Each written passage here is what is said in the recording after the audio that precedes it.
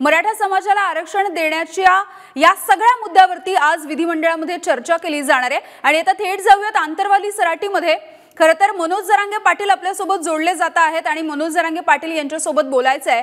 मनोज जरांगे त्यांनी उभा केलेला हा जो सगळा लढा आहे आरक्षणाविषयीचा आणि पुढारी न्यूज हे खरं तर एक समीकरण बनलंय, कारण ज्या वेळेपासून त्यांचं हे आंदोलन सुरू आहे तेव्हापासून पुढारी न्यूज सातत्याने हा लढा जो आहे ह्या सगळे जे अपडेट्स आहेत ते आपण बघतोय पुढारी न्यूज वरती।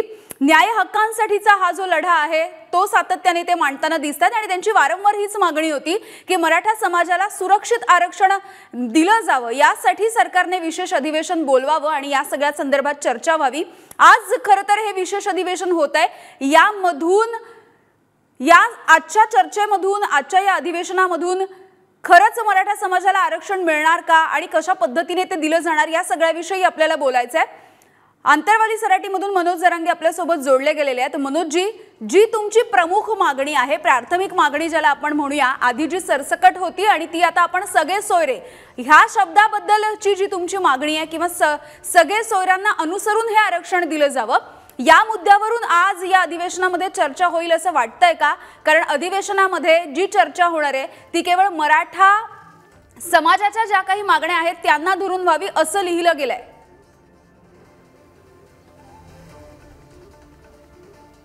आमचंही तेच म्हणणं आहे की सरकारनं शब्द आम्हाला दिलेले की ज्या मराठ्यांच्या नोंदी सापडल्यात आणि ज्या मराठ्यांच्या राज्यात महाराष्ट्रात नोंदी सापडल्या नाहीत त्यांच्यासाठी आपण सगळ्या सोयऱ्याच्या माध्यमातून कायदा तयार करू, त्याची अंमलबजावणी करू म्हणून सरकारनं अधिसूचना काढलेली, त्याची अंमलबजावणी करा हेच म्हणणं आहे आमच्या अधिवेशनात। तुम्ही अधिवेशन बोलवता, करोडो मराठ्यांची मागणी ओबीसी आरक्षणातून मराठ्यांना न्याय मिळाला पाहिजे यासाठी करोडो मराठी आज लढा देत आहेत आणि तुम्ही उगा 1, 2, 3 लोकांच्या मागणीसाठी अधिवेशन बोलवता। आमचं नामन्न नाही आहे। हे जे आजचा कायदा घडणार आहे हाही गोरगरीब मराठ्यांच्या या आंदोलनामुळेच घडणार आहे, परंतु पहिल्या सत्रात आजच्या विशेष अधिवेशनात सगळ्या सोयऱ्यांच्या बाबतच सरकारनं चर्चा करावी आणि विशेष करून आम्हाला पुन्हा एक आठवण करून देणं हे आश्वासन मुख्यमंत्री साहेबांपासून सरकारच्या मंत्रिमंडळातील 2-3 गट आहेत, 2-3 गटाच्या मंत्र्यांना दिलेलं आहे आश्वासन। त्यामुळं आणखीन याचबरोबर आणखीन एक आठवण करून देतो की सर्व पक्षीय आमदार महोदयांनी पक्षांनी ठराव केला होता की सरकारला आपण वेळ द्यावा, आपल्या मागण्याप्रमाणे सगळं मिळेल। तर पुन्हा आज विरोधी पक्षांच्या आमदारांना आणि सत्ताधाऱ्यांच्या आमदार महोदयांना आम्ही आठवण करून देतोय की तुम्ही ठराव केला होता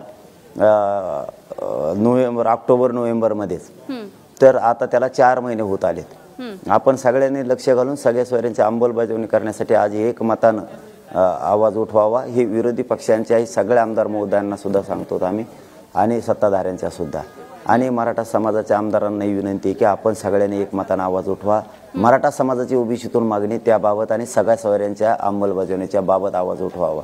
जर आपण याविषयी कोणी बोललाच नाही तर तुम्ही 100% मराठा समाजाच्या विरोधात आहेत, विरोधी आहेत, मराठा मागणीच्या विरोधात आहेत। आणि सरकारलाही पुढारी चॅनलच्या माध्यमातून आमची विनंती आहे की सगळ्या सोयऱ्यांची अधिसूचना तुम्ही सरकार म्हणून आपण सगळ्यांनी काढलेली, मुख्यमंत्री साहेबांवरती विश्वास ठेवून मराठ्यांनी आतापर्यंत 5.5 महिन्याचा वेळ दिलेला आहे, तुम्ही तातडीनं आजच त्यावर चर्चा करा, कारण मराठा समाजाच्या विविध मागण्या यावर चर्चा आहे असाही त्याच्यामध्ये उल्लेख आहे। म्हणून सगळ्या सोयऱ्यावरती चर्चा करून लगेच तुम्ही अंमलबजावणी करा, नसता आंदोलन थांबत नाही म्हणण्यापेक्षा आम्ही आरक्षणच घेतल्याशिवाय आता सोडत नाही।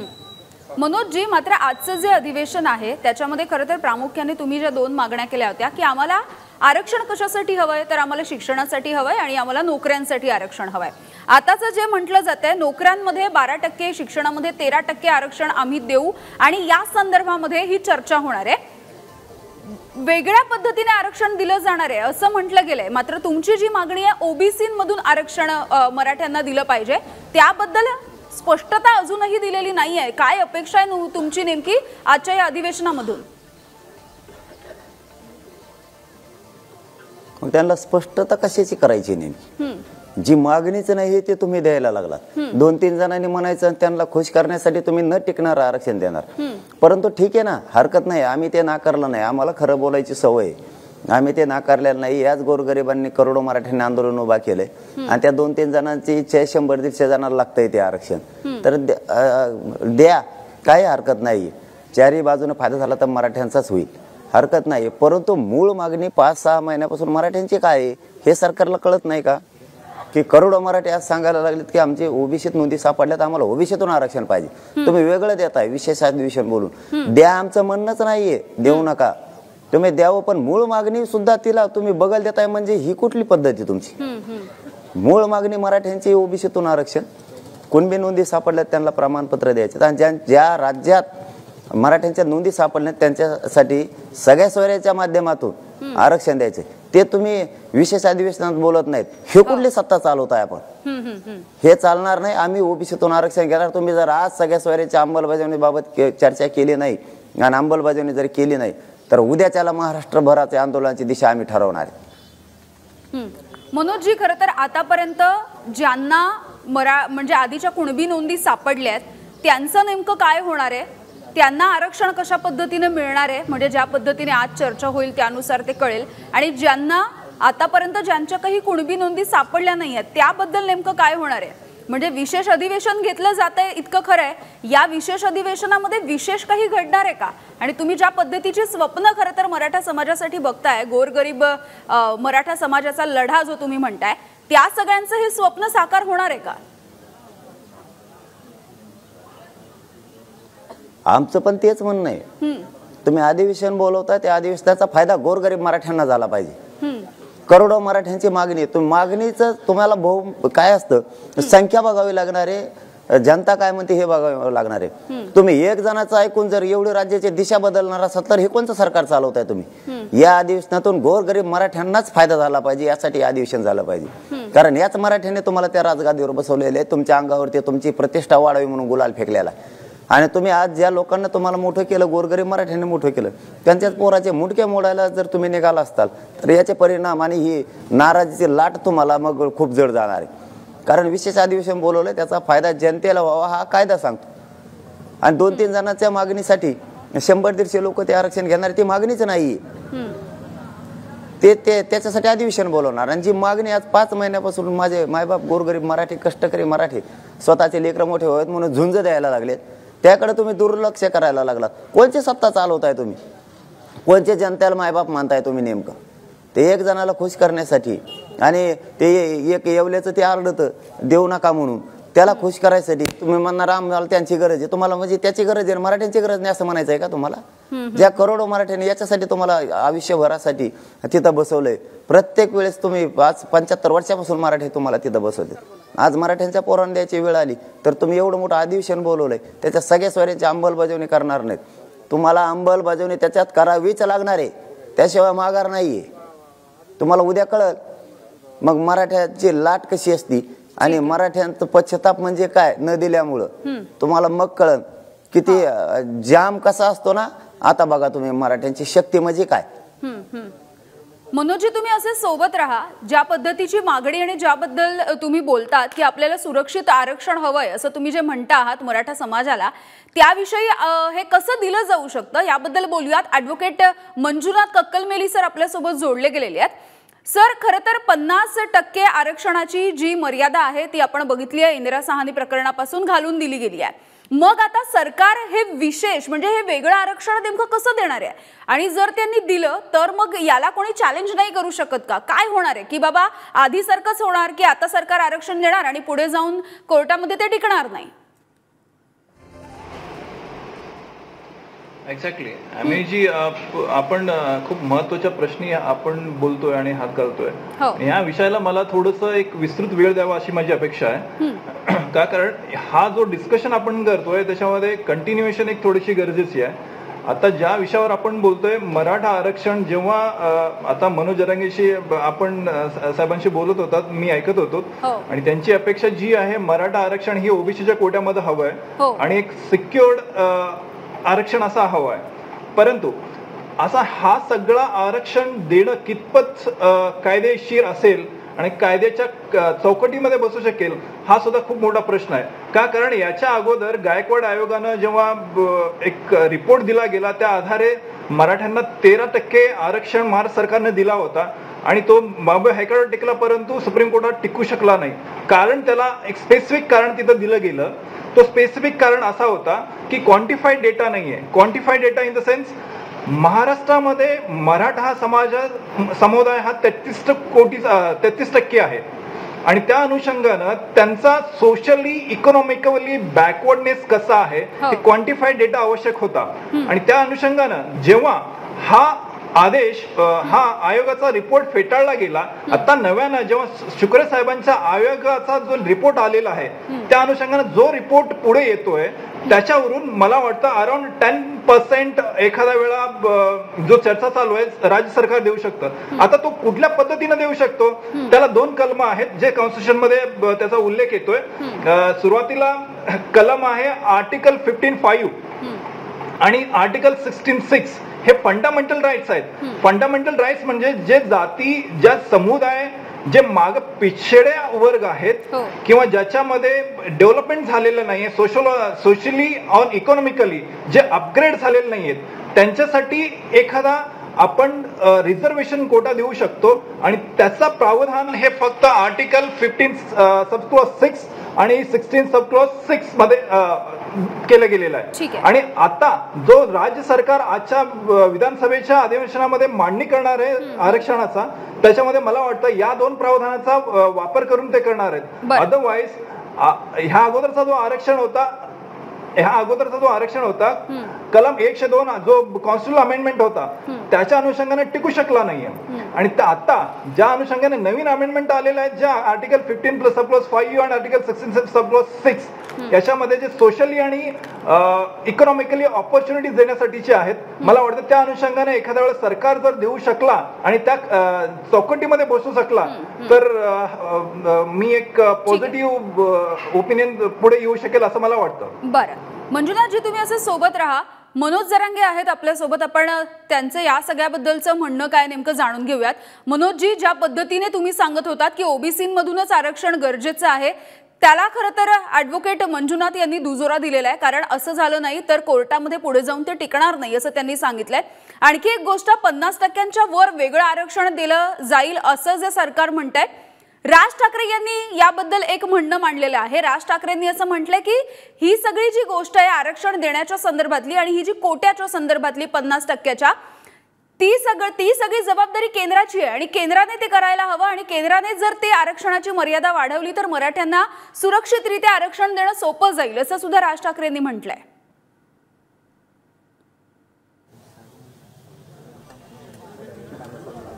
नाही, आता ताई ते टिकल नाही टिकल हा मुद्दा खूप पुढचा आहे आणि त्याच्याशी आता जास्तीचं आम्हाला देणं घेणं नाही. परंतु काय असतं की श्रीमंताने मागणी केली म्हणजे गरीबाचा चुराडा होत असतो कधी पण.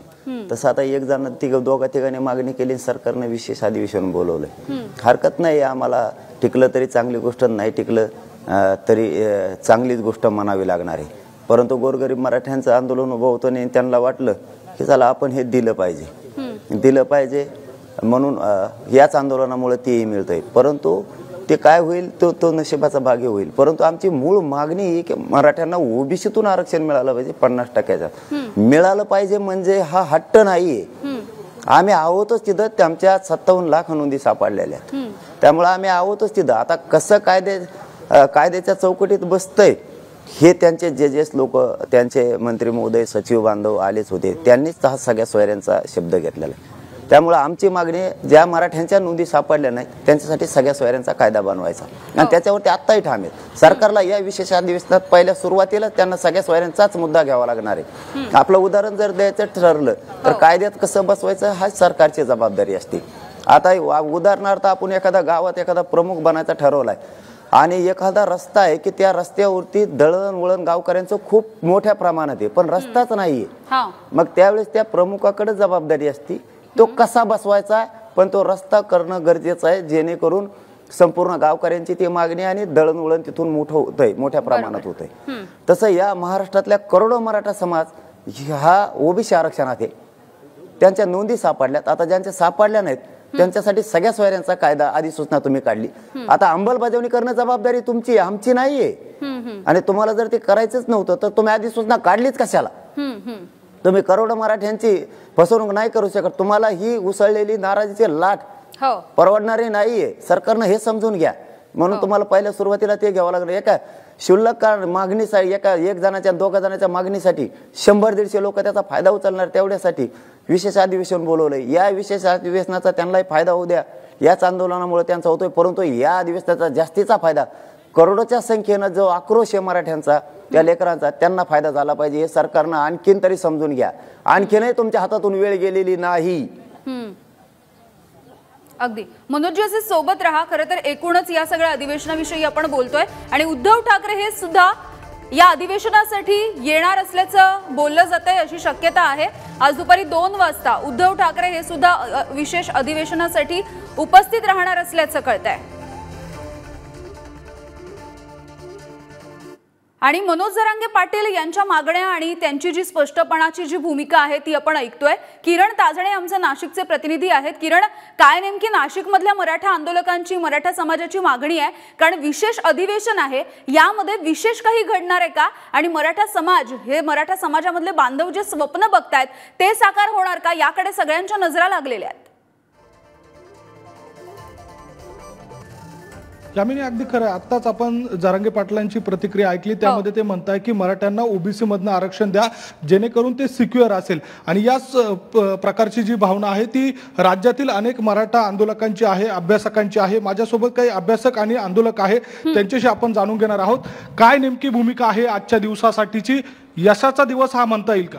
नाही, यशाचा दिवस नक्कीच. सरकारनं जर आम्हाला 50% आत मराठा योद्धा जरांगे पाटलांची जी मागणी आहे त्या मागणीला धरून जर आरक्षण दिलं तर नक्कीच यशाचा दिवस आहे. परंतु सरकार 50%च्या वर जे आरक्षण देतंय ते संविधानिक पद्धतीने टिकेल का नाही टिकेल याची गॅरंटी नाही. यापूर्वी 2 वेळा ते आरक्षण दिलं होतं पण ते टिकलं नाही. आणि मराठा समाजाला तुम्ही आर्थिक मागास कोर्टात, न्यायालयात कसं सिद्ध करणार? तुम्ही या मसुद्यावर ते पूर्ण करू शकत नाही. त्यामुळं जरांगे पाटलांची मागणी केली ना, सगळे सोयऱ्याची तुम्ही अधिसूचना काढा, तुम्ही 50%च्या आत ओबीसीतून आम्हाला आरक्षण द्या, ही मागणी रास्त आहे. ती मागणी सरकारने पूर्ण करावी ही आमची विनंती आहे. सरकारने आता दिशाभूल करू नये. कारण पुढे 2 महिन्यावर खासदारकी आहे आणि 6 महिन्यावर आमदारकी आहे. हे डोळ्यासमोर ठेवून जर राज्य सरकार आम्हाला जर फसवत असेल तर मराठे आता फसणार नाही. मराठ्यांचा अभ्यास पूर्ण झालाय. तुम्ही अधिसूचना काढा, ओबीसीचे, आमचे कुणबीचे जे दाखले आहेत ते तात्काळ वितरण करा आणि त्याच्यावर सगळे सोयऱ्याचा जो अध्यादेश आहे तो काढावा. 50%च्या आतच मराठ्यांना आरक्षण पाहिजे. वरच्या आरक्षणाचा आम्हाला सरकारवर भरोसा नाही आणि आम्ही सरकारच्या या विषयावर गाफील पण राहू शकत नाही. बनकर साहेब, तुम्ही गेल्या अनेक वर्षांपासून मराठा आरक्षणाच्या संदर्भात अभ्यास करत आहात. कसं बघता या आजच्या अधिवेशनाकडे? कितपत यश मिळेल या अधिवेशनामुळे? सरकारचं धोरण आहे की काही आमदारांना खुश करण्यासाठी 50%च्या वर विशेष हे अधिवेशन बोलून आरक्षण द्यायचं. परंतु आमची अशी मागणी आहे आणि जरांगे पाटलांची सुद्धा अशी मागणी की 50%च्या आत ओबीसीमध्ये आम्ही अगोदर आहोतच, आम्हाला त्याचे सर्टिफिकेट मिळाले पाहिजे आणि ज्यांना सर्टिफिकेट नाही मिळाले त्यांच्या सगळ्या सौर्याच्या कायद्यातून याचं अंमलबजावणी झाली पाहिजे. तर याच्यामध्ये असं म्हणणं आहे की सरकारने ही ताबडतोब योजना चालू करावी आणि जास्तीत जास्त मराठ्यांना याचा फायदा करून द्यावा. बच्चाव सर, यामध्ये ज्या पद्धतीने आता अधिवेशन बोलवण्यात आलेलं आहे, जरांगे पाटीलांची भूमिका देखील आपण आता ऐकली. कसं बघायचं या सगळ्या अधिवेशनाकडे? काय वाटतं, काय हाती लागेल? मुळात वाशी मार्केटला जेव्हा आम्ही मोर्चा घेऊन गेलो त्यावेळेला मुख्यमंत्र्यांनी जे आश्वासन दिलं जरांगे पाटलांना आणि जे अधिसूचना काढली सगळ्या सोयऱ्यांच्या संदर्भाने, आमचं म्हणणं असं आहे, मुळात मागणी 50%च्या आत आहे आणि आमचे दाखले पण सापडत आहे. पुरावे नाही असा मुद्दाच राहिलेला नाही. आता 57 लाख 56 लाख जर कुणबीचे महाराष्ट्रात दाखले सापडत आहे आणि एवढे दाखले सापडत असताना आमची सगळे सोयऱ्यांची जर त्या अधिसूचनेचं कायद्यात रूपांतर झालं तर मला वाटतं महाराष्ट्रातल्या 100% मराठ्यांना त्याचा आरक्षणाचा फायदा होईल. परंतु सरकार कुठंतरी वेळकाढूपणा करतंय. 50%च्या वरती 12% आम्ही ऐकलंय, म्हणजे खरं माहीत नाही. आज अधिवेशनामध्ये सगळ्यात पहिला मुद्दा सगळ्या सोयऱ्यांच्या अधिसूचनेवर चर्चा व्हावी आणि आम्हाला 50%च्या आतच आरक्षण दिलं पाहिजे, ही आमची ठाम मागणी. अगदी किरण, आपण बघतोय की मराठा बांधवांच्या, जे नाशिकमधले मराठा बांधव आहेत त्यांच्या सुद्धा भावना अत्यंत तीव्र आहेत. विनोद पोखरकर आपल्या सोबत आहेत, मराठा आंदोलक आणि या सगळ्या विषयीचे अभ्यासक. विनोदजी, विशेष अधिवेशन सध्या सुरू होणार आहे, अगदी काही वेळामध्ये या विशेष अधिवेशनाला सुरुवात होईल. काय नेमकी अपेक्षा आहे या विशेष अधिवेशनामधून? मुळात दोन गोष्टी आहेत. मनोज जरांगे पाटलांनी जो आरक्षणाचा लढा उभारलेला आहे, जी मागणी आहे आमची मूळ, ती मागणी आहे जे काही कुणबी दाखले मिळालेले आहेत त्यांच्या सगळे सोयऱ्यांना त्या ठिकाणी दाखले दिले जावेत. त्या संदर्भामध्ये राज्याचे मुख्यमंत्री एकनाथ शिंदे साहेबांनी 27 जानेवारी रोजी नवी मुंबईमध्ये जी काही सभा झाली त्यावेळी त्यांनी एक अधिसूचना त्या ठिकाणी मनोज जरांगे पाटलांच्या हातामध्ये दिली आणि त्यानुसार आम्ही निर्णय घेऊ अशा पद्धतीचा त्या ठिकाणी विश्वास त्यांनी दिला आणि त्याचा गुलाल त्या नवी मुंबई शहरामध्ये उधळला गेला. आमची एकच मागणी आहे की जी अधिसूचना आपण दिलेली आहे त्या अधिसूचनेचं कायद्यामध्ये रूपांतर करून आपण त्या ठिकाणी मराठा समाजाला सगळे सोयऱ्यांची जी मागणी आहे त्या संदर्भात आपण निर्णय घ्यावा. जर आपण मागच्या 2 दिवसातील मुख्यमंत्री असतील किंवा उपमुख्यमंत्री असतील देवेंद्र फडणवीसजी यांच्या जर मुलाखती पाहिल्या, यांच्या जर बाईट पाहिल्या, त्यातून दिसून येते हे सरकार पुन्हा एकदा सलाईन लावलेलं आणि कधीही व्हेंटिलेटरवर जाईल असं 50% बाहेरचं आरक्षण देऊ पाहते. मुळात ही आमची मागणी कधीच नव्हती, परंतु दुर्दैवाने आजवर सरकारने काय केलं, 2 समाजामध्ये तेढ निर्माण करण्याचं काम केलं. आता पुन्हा एकदा अशा पद्धतीचं आरक्षण देऊन हे सरकार मराठा समाजामध्ये 2 गट निर्माण करण्याचं काम करतंय असा थेट आरोप माझा या सरकारवर आहे. कारण हे आरक्षण कधीच टिकणार नाही. तुम्हाला सांगतो, जोपर्यंत देवेंद्र फडणवीस आहेत तोपर्यंत हे आरक्षण टिकेल. ज्या दिवशी फडणवीसांचं विसर्जन होईल त्या दिवशी हे आरक्षण देखील जाईल. कारण जे यांनी सोडलेले जे काही पाळीव कुत्रे आहेत किंवा जी माणसं आहेत, ही माणसं हे आरक्षण टिकू देणार नाहीत. हे तुम्हाला या माध्यमातून ठीक आहे. विनोदजी, तुमचा मुद्दा लक्षात आला. खरं तर या सगळ्याच वेगवेगळ्या भागामधल्या, राज्यभरातल्या वेगवेगळ्या भागामधल्या मराठा आंदोलकांच्या अपेक्षा सुद्धा आहेत आणि त्यांच्या भावना सुद्धा तितक्याच तीव्र असलेल्या दिसत आहेत. मनोजजी, खरं तर गुलाल उधळला गेला, अधिसूचना निघाली, आता विशेष अधिवेशन होत आहे, मात्र आरक्षण नेमकं कधी मिळणार याबद्दलचा खल आज होताना दिसतोय. जे आमदार, जे मंत्री विधिमंडळामध्ये असतील आज या विशेष अधिवेशनासाठी उपस्थित, त्या सगळ्यांकडून तुमची नेमकी अपेक्षा काय आहे? त्यांनी नेमके काय मुद्दे मांडावेत असं तुम्हाला वाटतंय? काय असतं ताई, विशेष अधिवेशनाला एक महत्त्व प्राप्त आहे. या अधिवेशनातून जनतेला किती फायदा होईल हे सरकार म्हणून बघितलं पाहिजे, पक्ष म्हणून नाही. बरोबर. तुम्ही पक्ष म्हणून ज्यावेळेस बघायला जाता त्यावेळेस जनता मात्र तुमच्या हातातून जाते. तुम्हाला जनतेचं हित बघावं लागतं. त्याला पालकत्व स्वीकारलं सरकारनं असं म्हणलं जात आहे. मग जनता एका बाजूने आक्रोश करते की आमच्या हक्काचं द्या आरक्षण, आम्ही ओबीसीतलं त्यांचं द्या म्हणत नाहीयेत. आमचं हे ते खूप दिवस तुम्ही दिलं नव्हतं ते आमचं आम्हाला द्या, हे मूळ म्हणणं आहे. मग आता ज्या मराठ्यांच्या नोंदीने त्यांसाठी काय केलं पाहिजे, तर हे सरकारचेच खलबत झालेले आहेत, आमचे नाही. की काय केलं पाहिजे, मग आपण सगळ्या सोयऱ्याच्या माध्यमातून मराठा समाजाला आरक्षण देऊ. त्याचबरोबर ओबीसी बांधव जे आहेत त्यांच्याही सगळ्या सोयऱ्यांना देऊ, अशी अधिसूचना आहे. मग जर तुम्ही अधिसूचना काढता आणि अधिसूचना काढत असताना तुम्ही जर आता त्याचा विशेष अधिवेशनात उल्लेखच करणार नसाल तर हे कोणचं पालकत्व स्वीकारलंय तुम्ही? गोरगरिबांच्या पोरांचे मुर्दे पाडायचं, हे कोणचं पालकत्व स्वीकारलंय तुम्ही? आज सगळ्या पक्षाचे नेते येऊन ठराव घेत आहेत की तुमच्या मागणीप्रमाणे जर आरक्षण द्यायचं असलं तर तुम्ही 2 महिन्याचा सरकारला वेळ द्या. आम्ही 2 महिन्याचा वेळ दिला. कुठं गेले आता बाकी सगळे तुम्ही? असं वागू नका. कारण ह्या कष्टकरी समाज आहे आणि हा खूप प्रचंड संख्येने या राज्यात खूप बलाढ्य जाते, मराठ्यांची खूप प्रचंड मोठी जाते. तुम्ही जर त्याचं त्या येवल्याचं एकट्याचं ऐकून त्याची गरज आहे म्हणून तुम्ही जर मराठ्यांचा असा अपमान करणार असाल अधिसूचना काढून, तर तुम्हाला राजकीय करिअरमधून भुईसपाट केल्याशिवाय मराठी सोडणार नाहीये. कारण परिस्थिती ताई आता हाताच्या बाहेर चालली. सरकार खेळवणार किती? कारण 6 महिन्याचा वेळ झाला. इतका वेळ आंदोलनात देशात कुणीच दिला नसतं. याच्या अगोदर 3 महिन्याचा दिला. आमचे काही म्हणणं नाही.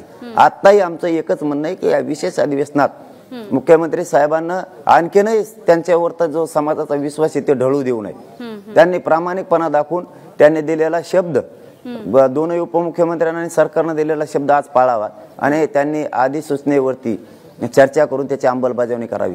नसता मात्र हे आंदोलन आता थांबत नाही.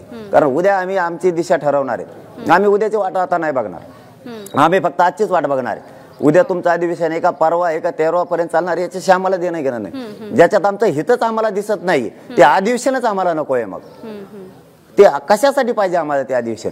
जिथं समाजाच्या लेकराच्या डोळ्यातले अश्रू पुसले जाणार आहेत ते अधिवेशन आणि ते सरकार आमच्यासाठी महत्वाचं आहे. आमच्या बापजादेने 75 वर्षापासून आमच्याच मुंडक्यावर तुम्ही पाय द्यावात म्हणून तुम्हाला तिथं बसवलेलं नाहीये. आम्हाला तुमच्याकडून अपेक्षा आहे की तुम्ही लोकांच्या वेदना जाणताय, गोरगरिबांच्या पाठीवरून मायेचा हात फिरवण्याची तुम्हाला माहिती आहे. म्हणून या समाजानं करोडोच्या संख्येने एकत्र येऊन आता आपले लेकरे मोठे होणार आहेत, आपल्याला नोंदी मिळाल्यात, आता आपल्याला आरक्षण मिळाले म्हणून रस्त्यावर उतरलाय. रात दिवस मराठा समाज जागतोय, जीवाचे बाजे लावून रात्रंदिवस आम्ही सुद्धा इथं ताई झुंजतोय. ही साधी सोपी गोष्ट नाहीये. 6-6 महिने शेतकरी वर्ग आहे या गावचा, यांनी 6-6 महिने बसून राहणं म्हणजे उभ्या संसारावर नांगर फिरणं, यांच्या राखरांगोळी होणं यांच्या संसाराचे, तरी हे माणसं मागं हटायला तयार नाही. सरकारला एवढं पण कळत नाही. 2 लोकांनी कुणीतरी मागणी करायची, तुम्ही विशेष अधिवेशन लावायचं.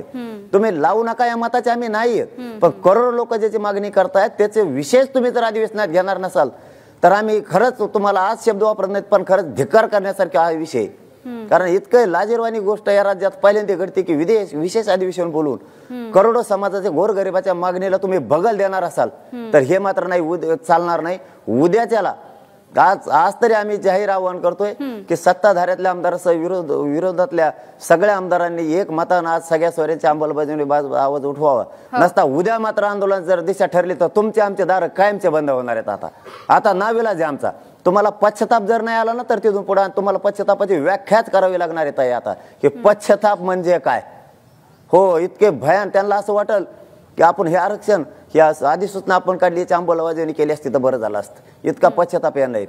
ताई आता आमचा संयमाचा सुद्धा कडेलोट व्हायला लागलाय. आम्हाला सुद्धा काही मर्यादा आहे, आम्हाला सुद्धा काही भावना आहेत, आमच्या लेकरांना सुद्धा काही भावना आहेत. 1% लेकरं हुकले तर जनारासारखे ते ओक्सा बोक्सी घरापर्यंत रडत यायला लागले. सरकारला एवढी जाण नसेल तर या विशेष अधिवेशनाचा तरी उपयोग काय. आम्हाला सगळ्या सोयऱ्याची अंमलबजावणीच पाहिजे, त्याशिवाय आम्ही नाही थांबत. आता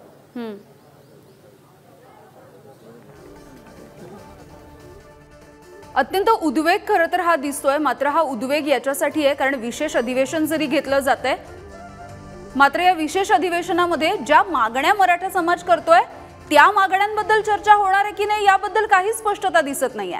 आमचे पुढारी न्यूजचे न्यूज एडिटर प्रसन्न जोशी सर आपल्यासोबत जोडले गेलेले आहेत. प्रसन्न सर, हा उद्वेग आणि अत्यंत कळकळीने खरं तर हे सगळे मराठा बांधव आहेत, स्वतः मनोज जरांगे आहेत, ते बोलताना दिसत आहेत.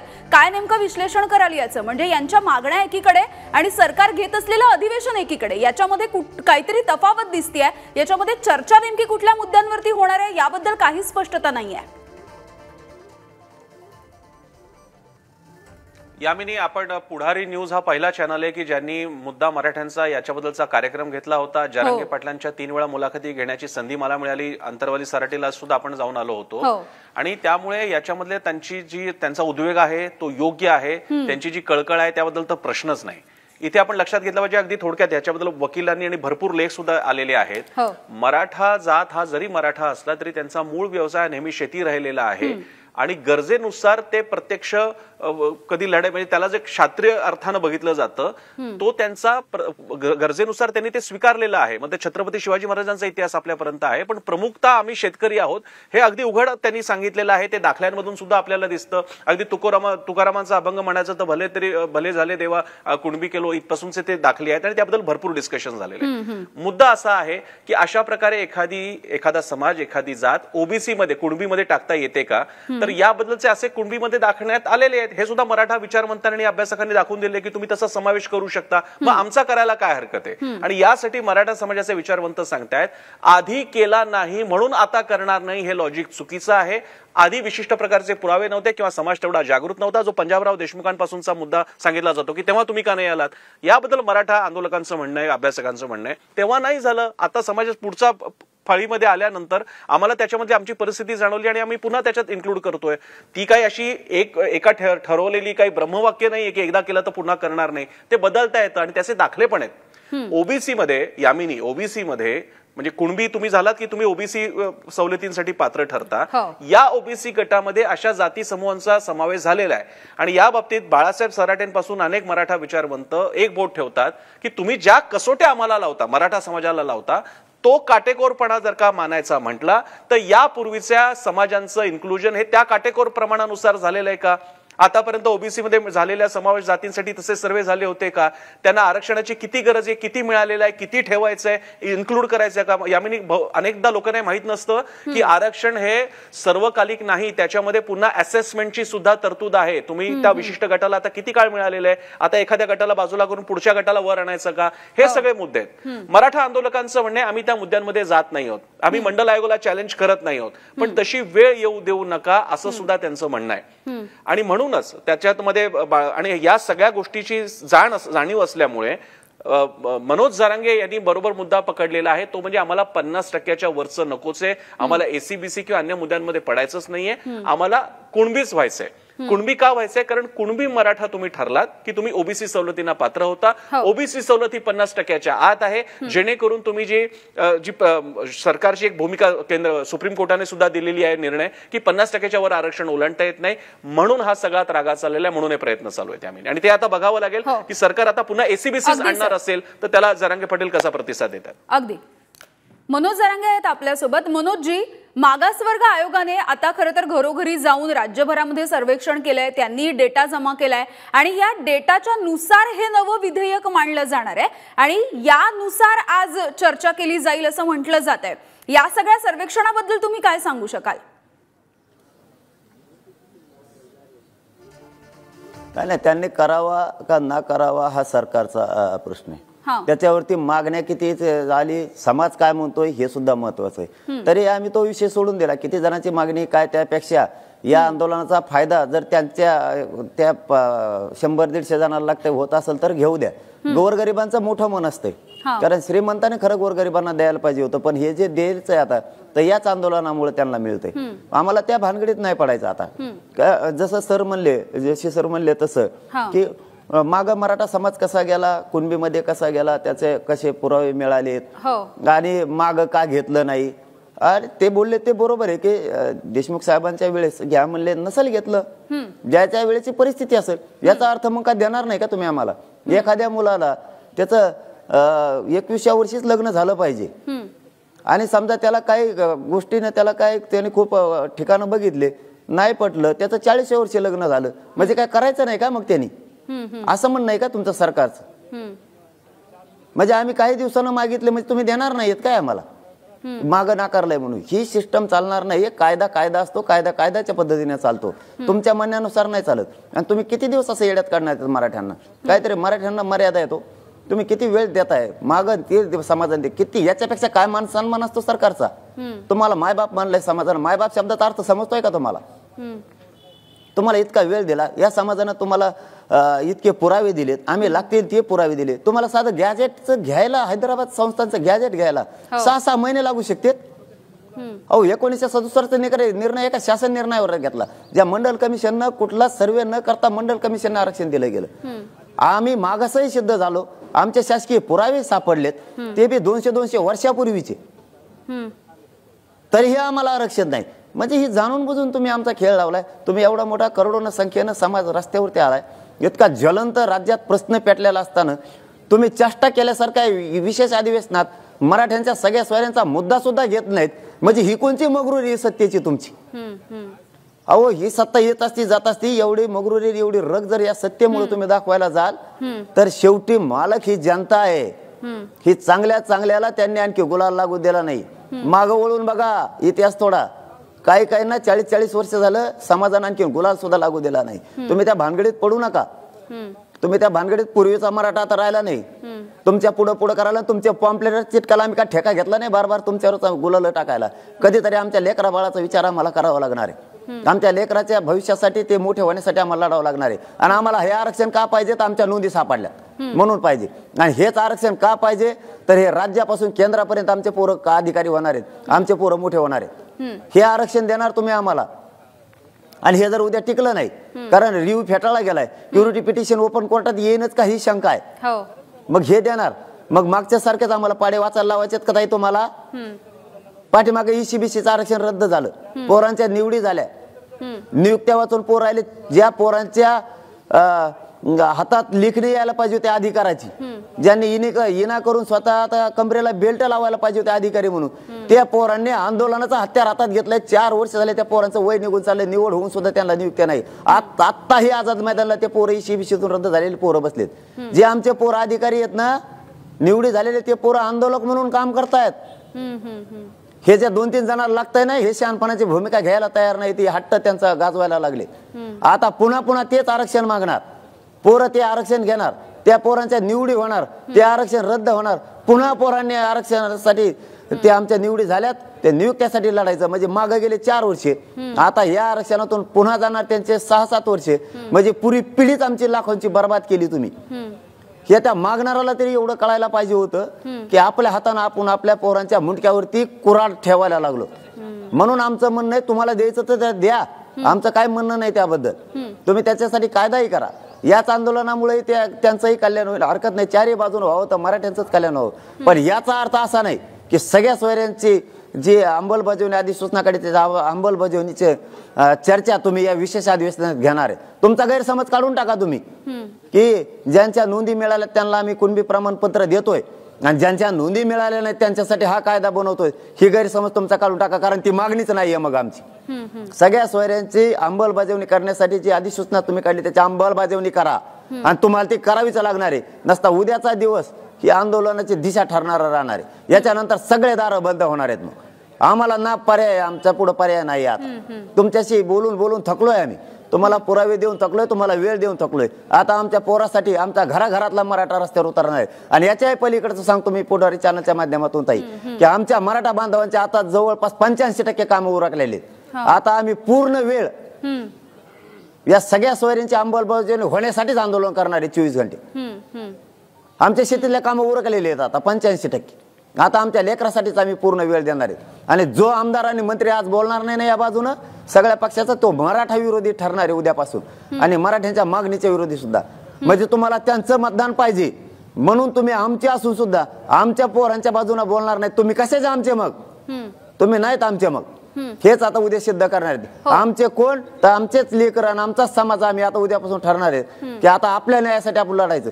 म्हणून पुन्हा एकदा पुढारी चॅनलच्या माध्यमातून मी विनंती करून सरकारला सांगतोय, आणखीनही तुमच्या हातातला वेळ गेलेला नाही. या विशेष अधिवेशनाचा फायदा करोडो गोरगरीब मराठ्यांना होऊ द्या आणि सगळ्या सोयऱ्यांची चर्चा करून त्याची अंमलबजावणी करा, तरच सुट्टी आहे. नसता आता सुट्टी नाही. तुम्हाला जर आता बघायचंच असेल दम मराठ्यांचा, आमचा नाविलाज आता तुम्ही बघा. हो अगदी मनोजी, तुम्ही ज्या क्षणी हा सगळा मुद्दा मांडताय, विशेष अधिवेशनाबद्दल आपण बोलतोय, त्या क्षणाला आम्ही दृश्य सुद्धा दाखवतोय. मुख्यमंत्री एकनाथ शिंदे हे स्वतः आता विधान भवनामध्ये पोहोचलेले आहेत आणि अगदी थोड्या वेळामध्ये एकूणच या विशेष अधिवेशनाला सुरुवात होणार आहे. वारंवार ही सगळी मागणी तुम्ही करतात, मात्र ओबीसीमधून आरक्षण देण्याच्या संदर्भामध्ये सरकारला अडचणी नेमक्या काय आहेत? म्हणजे अनेक ओबीसी नेते आहेत किंवा आरक्षण विषयीचे अभ्यासक आहेत, ते स्वतः फॉर्म्युले घेऊन किंवा कशा पद्धतीने ओबीसीमधून मराठ्यांना आरक्षण दिलं जाऊ शकेल याविषयी सरकारशी चर्चा करण्यासाठी जाऊ इच्छित आहेत, मात्र त्यांच्यासोबतही सरकार चर्चा करत नाहीये.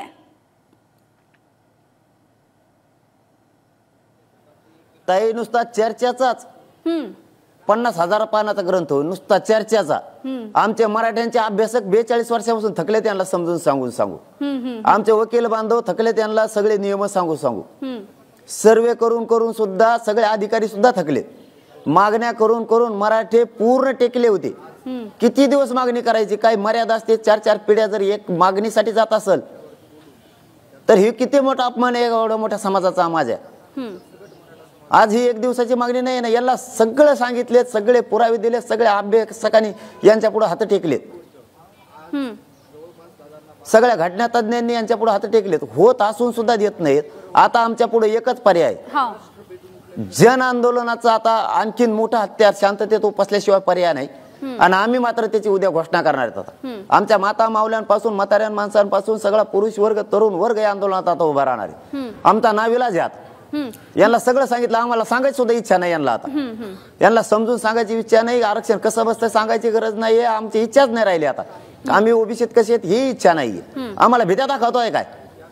आम्हाला भीत्या दाखवताय, आमच्यावर दबाव आणताय की आम्ही त्यांच्याला धक्का लावत नाही तर आम्ही त्यांना हात लावत नाही, त्यांची आम्हाला गरज आहे. तुम्हाला त्यांची गरज आहे, आमची गरज नाहीये काय? आम्ही काय महाराष्ट्र राज्याच्या बाहेरचे आहेत काय?